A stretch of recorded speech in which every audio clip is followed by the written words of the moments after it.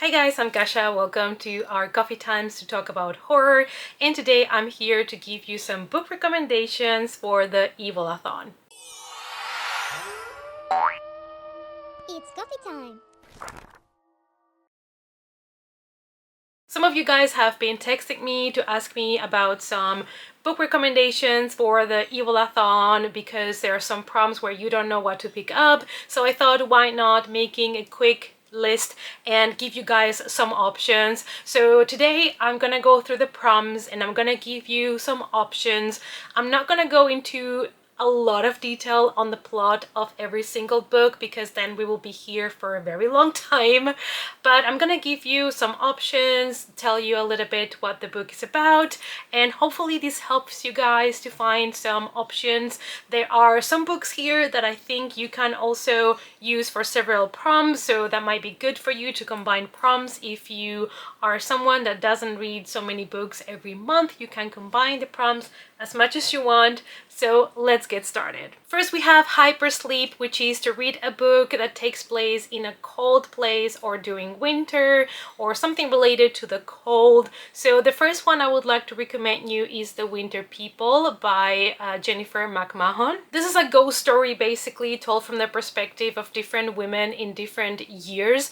This is a very atmospheric, very slow-paced tale. I feel like this is best for people that like slow burns, tales about grief, about women through time, through history, the things that they have to go through. So it has a lot of deeper meaning to it. Dead of Winter by Darcy Coates, and here we have 8 strangers that share a lodge in the mountains in the middle of winter. Everything snowed in. The weather is really bad that year. It's a very harsh winter, so they get stranded in this lodge on the mountain, and from the 8 people that are in there, they soon realize that one of them is a murderer. The Gathering by C.J. Tudor, and this follows a small Alaska town that is very isolated. It is very much like Stranded also, because when winter hits they lose communication with any other town around it, and there has been a murder in the town. They call a detective to investigate the murder because they believe it was vampires. So this one doubles up for the other prompt that's gonna come later, to read a book about vampires. So you already have 2 prompts that can be fulfilled with this book. Near the Bone by Christina Henry, and this follows a couple that also live very much isolated in a cabin in the middle of the woods, and this is another one that has a deeper meaning. It's also about grief, about toxic relationships, a lot of different things. And this couple that lives in the woods, one day they start hearing things and they are scared because they believe there is some sort of creature, some sort of monster with them. Let the Right One In, which is another one that you can double up for the vampire prompt, and this is one of my favorite vampire books because it is very different, it is very atmospheric. I'm pretty sure everybody's familiar with the story. It is about a small boy that befriends this girl, and he realizes that she might be something else, that she might be a vampire, and it is great. I love the book. I love the original movie. It is a chunky book, but if you love vampires, I think you will really enjoy it. Stolen Tongues by Felix Blackwell, and this is about a couple that wants to spend a romantic getaway in a cabin in the middle of the mountains. It's beautiful, it's cold, it's winter. They think it's gonna be romantic and perfect, but then they see a shadow, they hear things, and they don't know if somebody is coming to threaten them. The Vanishing of Aveline Jones by Phil Hikes, and I wanted to mention this one because it is a middle grade, and this one takes place during winter. The Aveline books each have their own different story, so you could potentially read them as standalones, but I think it's better if you read them in order. But they are all perfect for Halloween season. They're all perfect for the winter. I think they're very atmospheric, very cozy. So if you have already read the other ones, maybe it's time to pick up book 3 for this winter. Nosferatu by Joe Hill, another one of my absolute favorite books of all times. I love this book so much, and it takes place during winter, and there is a town called Christmas Town where children are being abducted to. There's also a TV show of this. It is a chunky book, but this is definitely one that I would reread anytime because I absolutely love this story. I love the characters. I love to learn about this Christmas town. So you get a little bit of Christmas in it, but it is winter, it is cold, so it fits the prompt. Quarantine, to read a book about a virus or a contagious disease. For this, I have here for you The Drift by C.J. Tudor, which also takes place during winter, so you could use that to develop for prompt 1 and 2. So there you go. The world had to suffer a plague and a lot of people got sick. The sickness, it's still out there and it's still killing people. The book is told from different POVs of people that are trapped somewhere during a storm, and the virus is still out there, so they're still very scared. And we start to follow them separately, but then at some point their stories kind of intertwine. And I really, really love this one, and it's really atmospheric, perfect for winter. Survivor Song by Paul Tremblay, and this follows a strain of rabies that has spread throughout America, throughout the country, and has killed many. And we follow some of the survivors that are trying to not catch these rabies. They are trying to survive. Ghost Virus by Graham Masterton, and this is basically a story about a virus that once you get infected, it makes you violent, it makes you do bad things, it kind of drives you insane. Cold Brook by Tim LeBon, and this takes place in a laboratory in the Alpacan Mountains, and some of the scientists that are there basically unwillingly release something very dangerous into the world. I mean, if you're playing with fire, you know what I mean? Just leave things alone. It's like the thing, you know, if you are excavating and you find something that you probably shouldn't touch, don't touch it. The Troop by Nick Cutter, and this is very much extreme body horror, so keep that in mind if it's something that it's not for you. But these follow a group of basically Boy Scouts that go to an island with their teacher, and they're supposed to be there and learn about the nature and have, you know, a nice bonfire and all of that. But then a man comes to their campsite, a man that seems to be sick, and yeah, things get a little bit out of control. But also content warning here for animal harm. The Ruins by Scott Smith, and I think everybody is also very much aware of the story for this one, but it's a group of friends that go to Mexico. They decide to explore, ignoring people's, you know, warnings not to go to certain areas. They end up getting a little bit lost in the Mexican jungle, and they discover this almost like a temple, and when they come in contact with certain things, they start to get kind of sick, kind of afflicted by something. They don't know what it is or how to stop it. Wilder Girls by Rory Power. This is about a school with 100 students and 20 teachers, and then the tox hit, which was something that got people really sick. So the whole island where the school is was put under quarantine, and we are now following the aftermath of the tox and how that has basically changed the body and the health of everybody that is still trapped in this island. Annihilation by Jeff Vandermeer, and I think also most people have heard about this book. It is about Area X. It's an area that has been cut off from civilization because they still don't know what's going on in there. They keep sending groups to investigate and they never come back, or if they come back insane. So this was a great sci-fi horror. Contagion by Erin Bowman, and this is a YA duology. So there's 2 books that I read, and the first one was my favorite. It is about a ship that hears and answers a distress call, and when they get to the planet, they realize that something happened to the people that were there, some sort of virus, something that had spread. The next prompt is Chest Burster. And for this one, I want you to read a book about a creature or an alien. So this is a little bit easier. I think that there are so many books about creatures. You could almost read any hunter shape book and all of them or a lot of them are about creatures. You could go classic and read The Tommyknockers by Stephen King, which are these alien creatures, and you know, it doesn't look good for humankind, and if you want to get a little bit more into Stephen King, this might be a good option. The Last Astronaut by David Wellington, and this is about a ship that kind of detects an alien object and have to investigate. We all know how those things happen. But this is a little bit more sci-fi. Video Night by Adam Caesar, and this is about a group of friends that always meet to watch some horror movies at a video store, but this night, there's something evil coming for them and they're gonna have to try to survive. Into the Drowning Deep by Mira Grant, and this is a book about mermaids, but killer mermaids.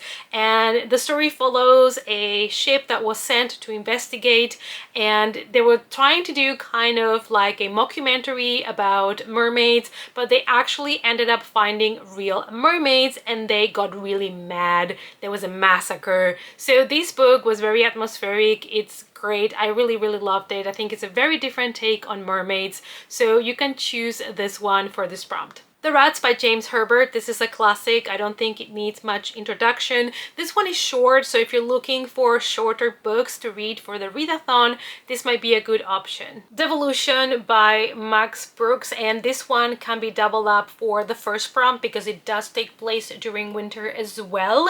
And this, I think it's told through journals, all the book, and it is about what happened on an expedition where there was a massacre, and I believe this one is about the creature, the Sasquatch. I still have not read this one yet myself, but it's been on my list since it was published because I thought it would be a very interesting read for me. I have not read it yet, but it is a good option here to double up 2 prompts. The Forgotten Island by David Sodergren, and this was my very first David Sodergren book that I read, and I think it will always have a special place in my heart because of that. It is about 2 sisters that go on holidays to an island in Thailand, and when they're there, they decide to take a boat to discover, you know, the place, and they end up stranded in an island that it is rumored to be haunted. So people never go to that island because they're scared of it, and now they're stranded in it. So how are they gonna get out of there? The Watchers by A.M. Shine is another perfect option for this prompt. This one, it is about Mia. She's driving, she gets stranded, her car stops working in the middle of the road, and she's also surrounded by woods. So she starts walking around because her phone doesn't work. The car doesn't work, so she has no other choice. She's trying to look for a little cabin, a lodge in the woods to try to ask for help.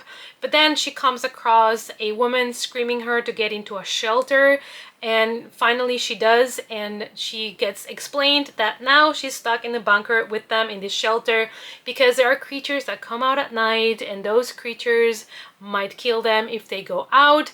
So those are the Watchers.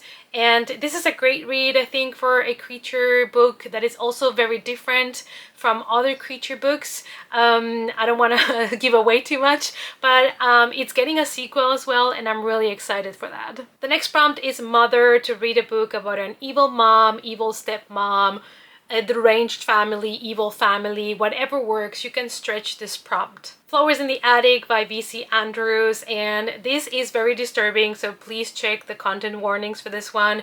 It's a woman that loses her husband, and she has no other choice than to move back with her kids to her parents' house, but she doesn't have a good relationship with her dad. She's never told him that she has kids, and she hides them in the attic from him. Keen by Keelan Patrick Burke, and this one I would recommend for people that don't mind really messed up horror. This is on the same level of Texas Chainsaw Massacre, and I think that's why I feel like it would be a good fit for this prompt in a way. It's stretching the prompt a little bit, but I feel like, you know, if you've seen or heard of Texas Chainsaw Massacre, that is the pure definition of a deranged evil family. Just Like Mother by Anne Hetzel, and this is one that I still have on my list myself, but I know it is about a family, and our main character had to run away from the family because they were involved in a cult.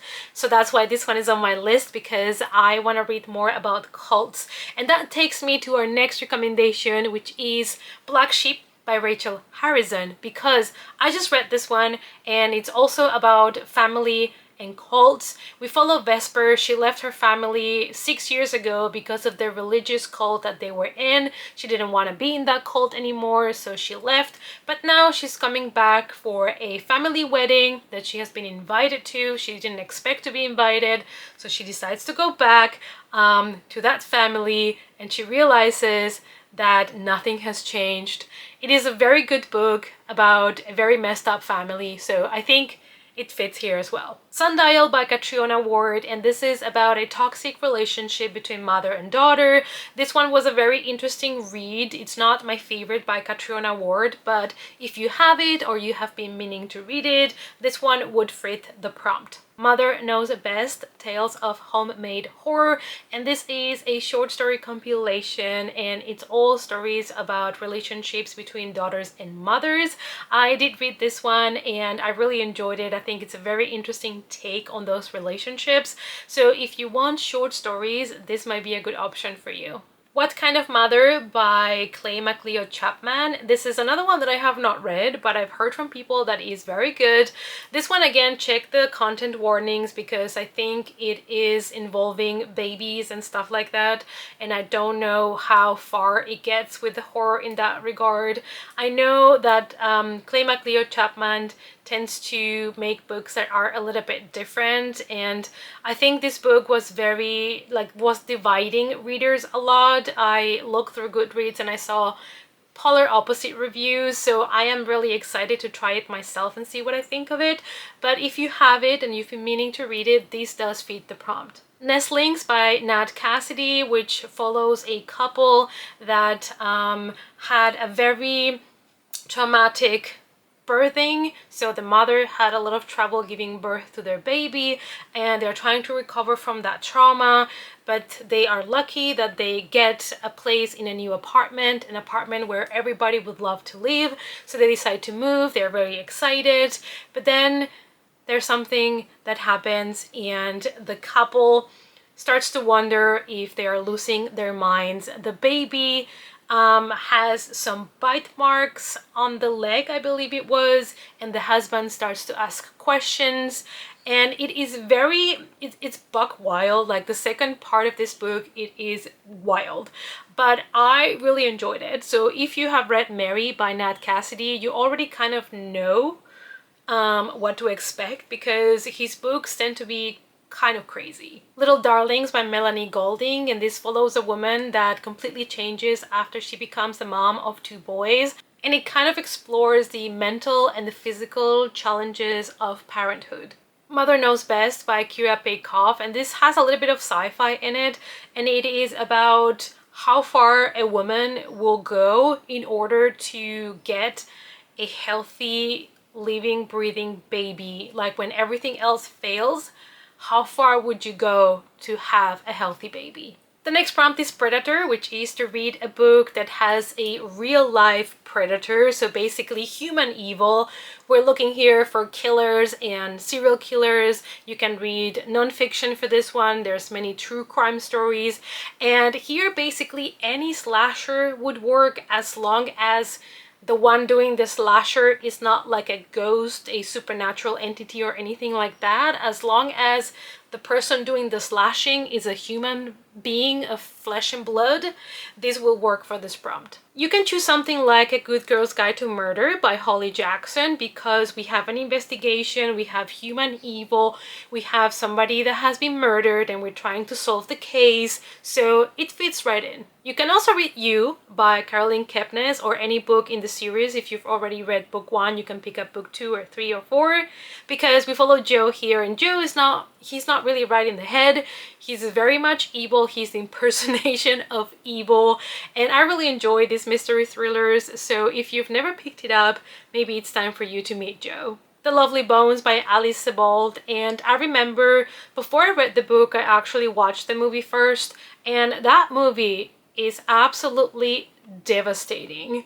I watched it a couple of times, and I would say it's one of those movies that had an impact on me. I will never ever forget that movie. It is so hard to watch, and the book was also very much like that, so do check the trigger warnings for this one. But it is also about a human being that it is evil in person. Final Girls by Riley Sager, because you obviously have a group of girls that have survived a massacre. They are final girls, so there are killers involved here that are human killers.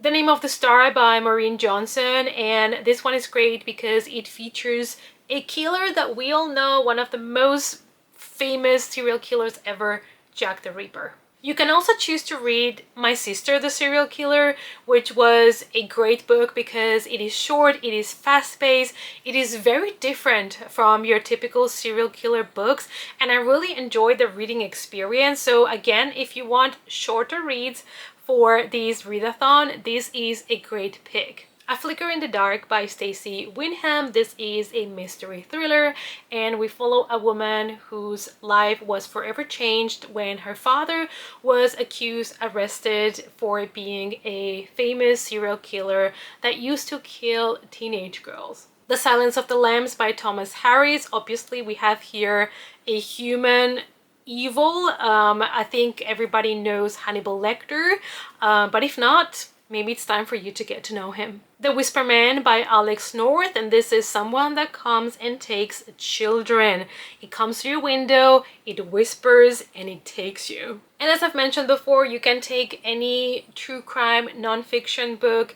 There are many that were published by Anne Rule. She did so many different books about killers, so any of those would work. The next prompt is David, and I know most people have trouble finding a book that fits this prompt. It is to read a book with an android, a robot, a killer computer, whatever it is.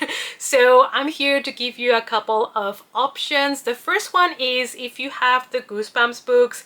There are two books, you know, Say Cheese and Die, and I think the other one is Say Cheese Again or Say Cheese and Die Again. Those are about a killer camera. So those are short, and if you have access to them, those would be perfect for this readathon. Puzzle House by Duncan Ralston, and I am counting this one because we have a group of strangers that are being summoned for the reading of a will of somebody that is very, very rich. So they go to a mansion, they have been summoned there, and they have to pass a set of games, so to say. They have to go through several escape rooms in order to receive the money, the inheritance. And every room they go into, there is some sort of technology to it, and they're basically in a trap, you know, like the escape room movies. And I thought this would fit the prompt in a way because we do have people trapped in escape rooms with some sort of technology. So this is actually a great read. I really love this book, so I would recommend it to everybody. Beta by Sammy Scott, and this is about someone that agrees to test new technology. It is basically a smart house, a smart home system where things are supposed to be controlled by AI, and obviously things don't go really well. So this is another option for you guys. Sea of Rust by C. Robert Cargill, and this is more sci-fi than horror, but it's post-apocalyptic. So basically the whole human race has been wiped from the earth. They've all been killed by robots, and we follow now a scavenger robot as he walks through whatever is left from, you know, our civilization. This Thing Between Us by Gus Moreno, and this is about a smart speaker, like the most advanced smart speaker. Vera is convinced that they need to get it. The husband is not such a fan, but Vera finally gets her wish and they buy it, and then things start to happen in the house. People start getting hurt. So these might be a very interesting and different read because, you know, I've never heard of a dangerous smart speaker. Prey by Michael Crichton, because here we follow a cloud of micro robots that are released from a kind of like a scientific laboratory. They were not supposed to be released, but obviously they escape, and now they are everywhere. So most people know the author because he is the author of Jurassic Park, but if you were, you know, willing to try other books by him, maybe now it's the time to try Prey. Demon Seed by Dean Koontz, and this is another house that has a very smart computer kind of running everything in the house, but then one day an evil AI entity takes over this house, and that's when it starts to get dangerous. And this is another one of those explorations of what would happen if our houses would be completely controlled by computers. Is it something you will do, guys? Is it something you would be willing to try? I don't think I would like that. William by Mason Coyle, and this is a book about an engineer called Henry, and he creates this android, this AI called William, and he's very proud of it, but he's keeping it a secret. Then one day some friends come over and his wife is talking with the friends, and he's like, you know what, I'm gonna show them William. So this is actually the one that I'm gonna be picking for myself for this prompt. I've been meaning to read it anyway, and the other day during my reading sprints with the Patreons, we were talking about this book, and I was like, thank you for mentioning it, because actually this is the one that I need to read for this prompt because I've been meaning to pick it up anyway.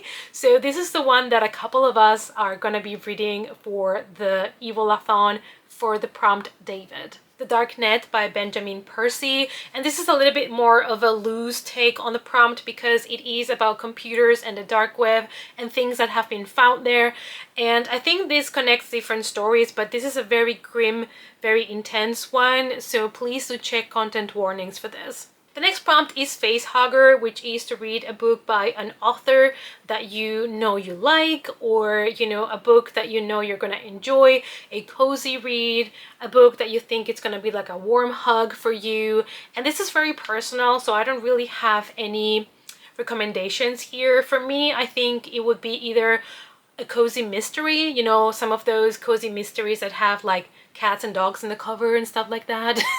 Or I would go to, I don't know, Stephen King, Richard Lehman, those kind of authors that are comforting because I know I'm really gonna enjoy the ride.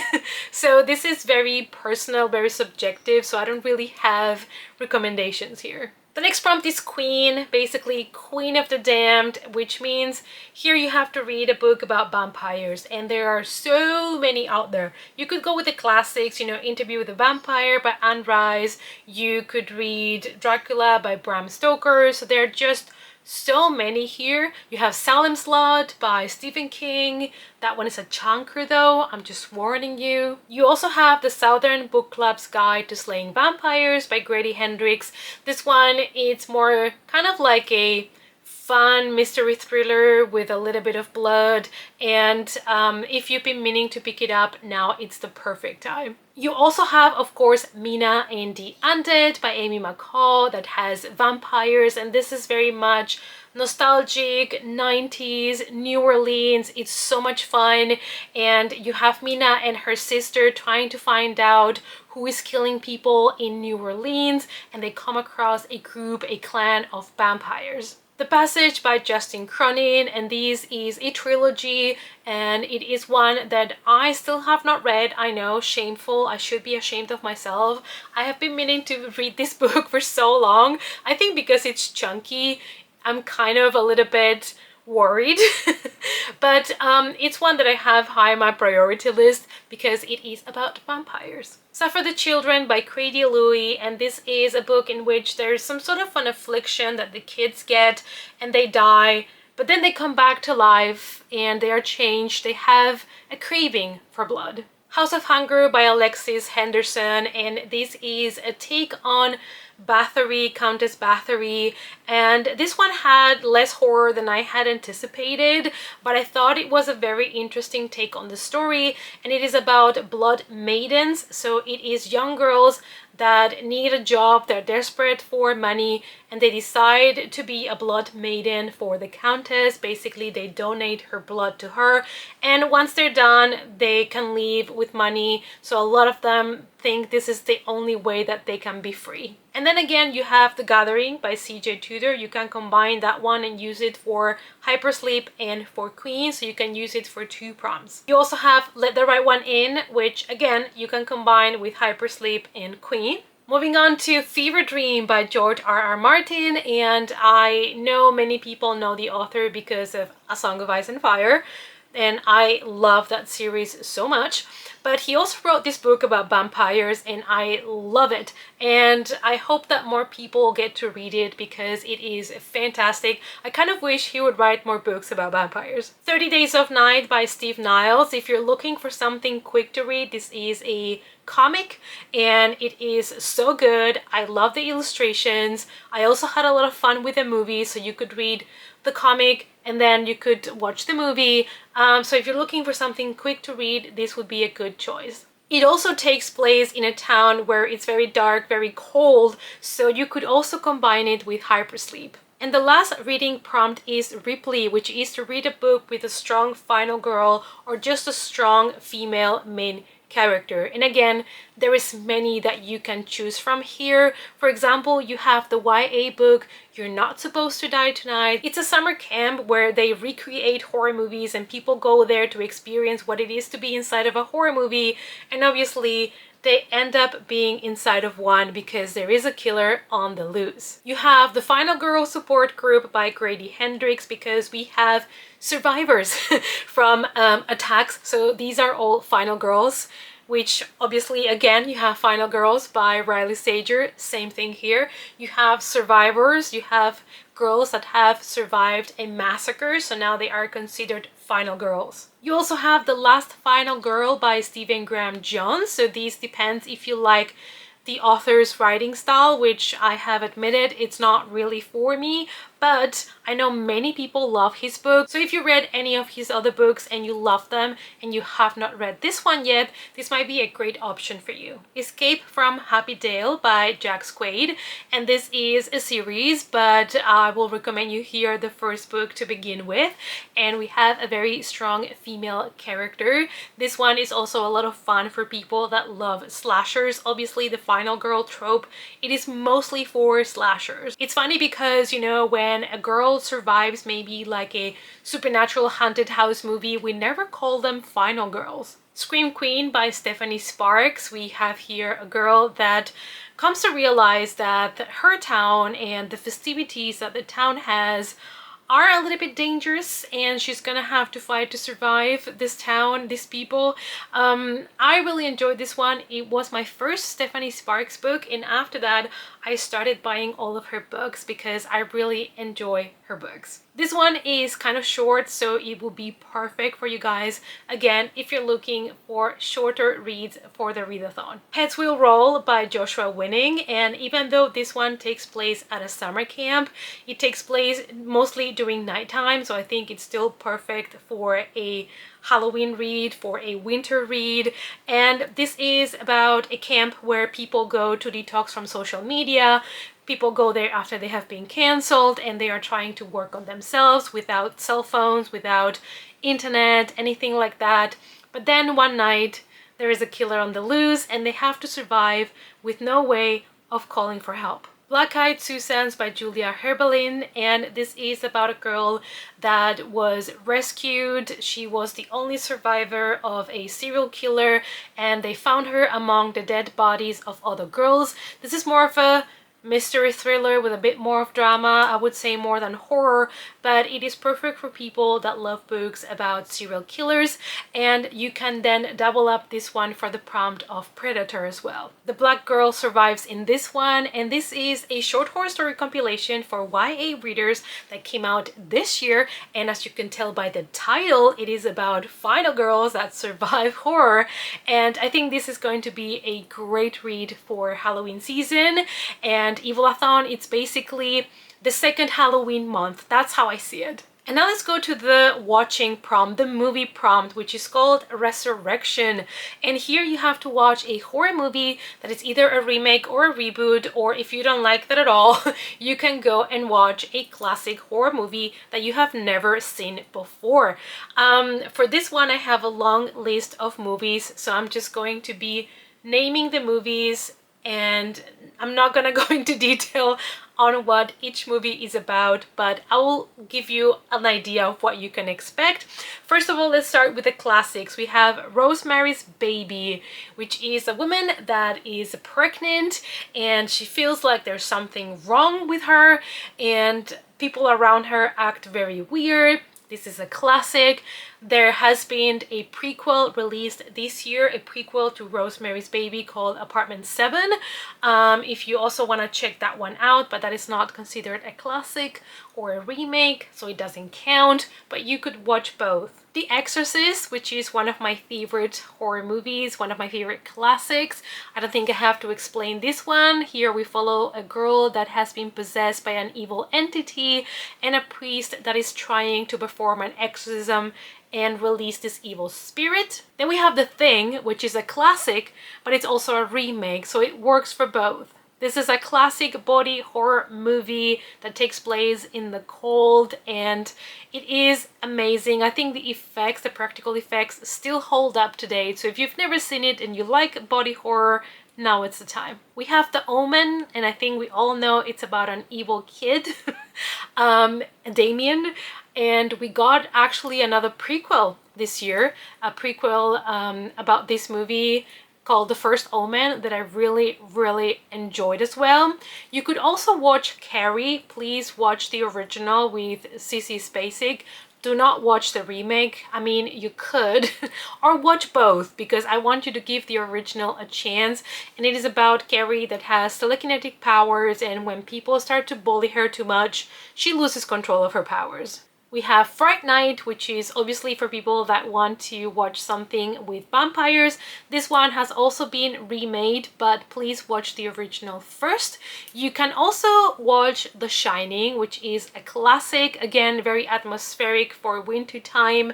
And I think that if you read the book, you'll probably enjoy the movie, even though many things were changed. Another classic is Poltergeist. Again, it was remade as well, but please watch the classic if you haven't first. I don't have anything against remakes if they are good, but I always encourage people to watch the originals first. If you want a true classic old goodie, watch Psycho. Which is a classic movie that many people have heard of, but maybe not everybody has watched. And if you want to go a little bit more classic slasher, you could watch Friday the 13th or A Nightmare on Elm Street. Another classic that also fits the season very well is Halloween. Please watch again the original. The series was rebooted, like the franchise was rebooted in 2018, but please give the original a chance if you have never seen it. And the last classic I would like to recommend you is one of my favorite vampire movies of all times, and that is The Lost Boys. If you've never seen this movie before, I'm begging you, I'm begging you to watch it. Now I'm gonna go through a series of reboots slash remakes that I thought are good enough, decent enough for you to give them a watch, but this is all my personal opinion, so you know, you do you, whatever you want to watch. Suspiria is one of those remakes that I think is really good and it's worth your time. And also The Town That Dreaded Sundown. The original movie was based on some killings that actually happened back in the 40s, I think in 1946, so it is inspired by true events. Nosferatu the Vampire, this one is one of the best remakes ever. I love this movie so much. If you've never seen it, please give it a chance. You have The Fly by David Cronenberg, who also always gives us a lot of good body horror, and this movie is amazing. You also have It. I think the remake or the reboot of It was great. It was split in two movies because it was very long, but I think Andy Muschietti did such a good job at adapting the book as best as he could, with a lot more detail, with a lot more kind of like being more faithful, I would say, to the book than the Tim Curry movie, but I also love that one a lot. So if you've never seen that one, you can count it as a classic. Then we have The Ring from 2002, and I have nothing against this remake, but for me, nothing will compare to the original Ringu.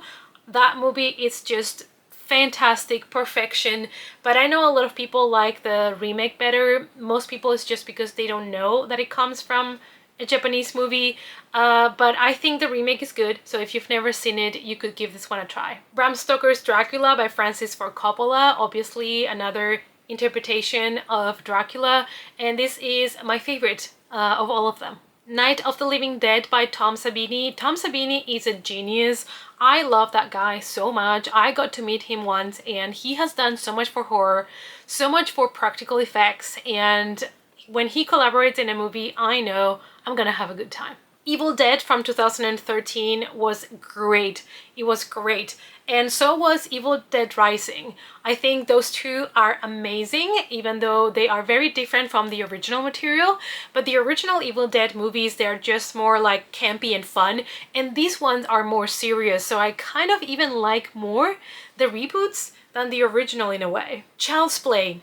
Surprisingly enough, I love this reboot. I was really scared going into it because Child's Play is also one of my favorite classics. I love that franchise so much. I love Chucky so much. But I went into it a little bit scared and I came out a fan. I love this reboot. It's probably one of the best because I think they took all the essence from the original and they adapted it to a more modern take of the story, and I thought it was flawless. I loved it, and it was very bloody and gory. You have House of Wax, which most people are not gonna know the original because it's a very old movie, but it is a remake of another movie and it is fun. You don't take this movie too seriously, but actually it's one of those that has a lot of rewatchability. The Hills Have Eyes from 2006, and this is a movie that I think it's gonna be for people that love Texas Chainsaw Massacre vibes. So just putting it out there, it's a little bit intense. And last but not least, we have Maniac from 2012. I think this remake was great. It was creepy, it had kind of like the same vibe from the original. It was so disturbing, so messed up, and I think Elijah Wood made such a good job at portraying this guy. It is very messed up, so just keep it in mind. If that's not something that is for you, if you want something more fun, then watch something else like, you know, Child's Play or The Lost Boys, or things that are a little bit more, I don't know if lighthearted is the right word, or Fright Night, things that are a little bit more, you know, they are not so tense, they are not so extreme and disturbing. And that was everything, you guys. I hope that you survived this video. I tried to quickly go through the options so that this video would not be extremely long, but there were many things that I wanted to recommend in this video. I hope that it helped. I hope that this is gonna help you guys to finish planning your TBR pile for the evilathon. Let me know down below, what are your reading plans? Are you participating, and which books are you gonna be reading? Thank you guys so much for watching. If you want to directly support me, do consider joining my Patreon. The link is down below. And thank you guys for watching. I'll see you all in our next coffee time. Bye!